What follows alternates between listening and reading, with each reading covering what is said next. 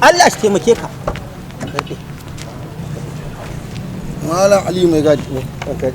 Ya yake? Alhamdulillah. Malam Ali. Allah taimake ka. Yau ban bukata kowa gurin nan. Kar kowa shiga ofis. Kowaye ya zo ka ce mai kai.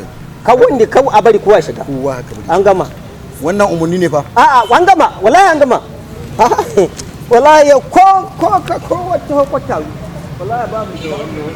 Ke in har ya uwa ta kike mi sunan mai kamfanin? Mi suna ne?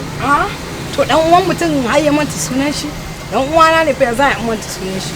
Ko yaro karami ai ba zai manta sunan dan uwan shi ba na ne ka dube ni ka gani. A ce na manta sunan dan uwana. Ka dai canza min wata tambaya ba dai wannan ba.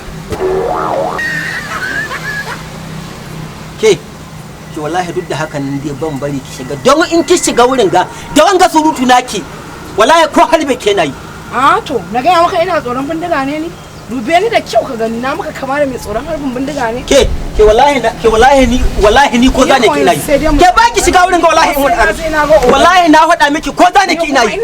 Don wallahi babu da za a yi in bar ki samu matsala da kai mai gani. Wane? Kai din mu samu matsala da ke. To shike. Ke bari faɗa miki wallahi akan ki ba rasa aiki na. Wallahi akan ki ba rasa aiki na. Sai na shiga cikin office. Wallahi ko zane ki nayi.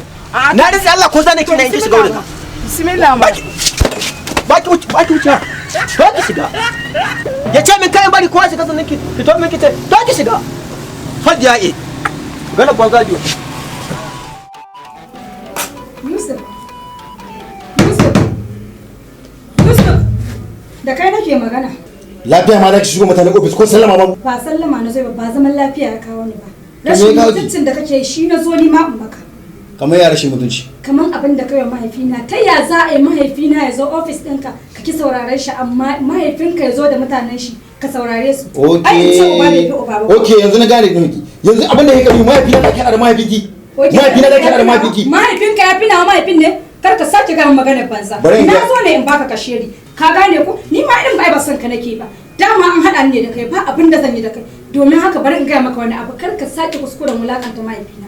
Dole sai kana ganin mutuncin shine zan iya rayuwa da kai. In kuma ba mutunci to a rabin mana me zan yi da kai? To rayuwa da wa? Ni da ma ne wani kai. Me zan yi da ke? Na taɓa tuwa ni yana neman a yawan aure. Haka ma zaka ce. Shi wannan tunanin su ne dan ba tunanin yana ba.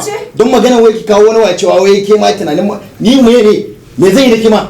Yalla get out. To kai abin da ya dace. Get out ki take ban mu office. Kai abin da ya dace zan tafi. Tafiye. Zan tafi. Bari ga wani abu. Domna. Za ka yi regret. Kuma zan bar. Da na shigo nan bai ma bayani ka farko shigo nan ba. Kake da hakuri wallahi na ga uwarka ce raka da shine na. Amma da na zo na ce kowa ka kabari shi. Hakuri raka ne. Hakuri. Ke mallama dai ta waje.